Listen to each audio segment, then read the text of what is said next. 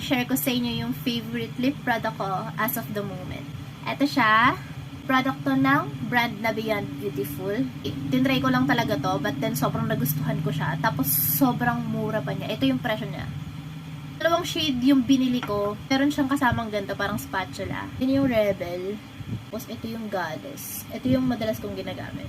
Ayan, ang ganda, diba? Yung Rebel, mostly ginagamit ko siya sa gabi pag matutulog na ako. Tapos ito naman kapag morning. Ito yung Rebel.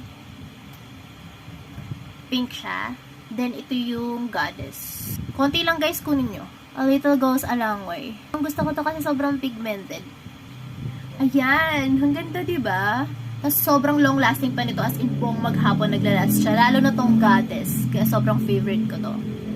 Tapos ito pa yung pinakamaganda kasi lip therapy balm siya. So, sobrang healthy niya sa lips. Sobrang nakaka-moisturize siya ng lips. Yun lang, bye!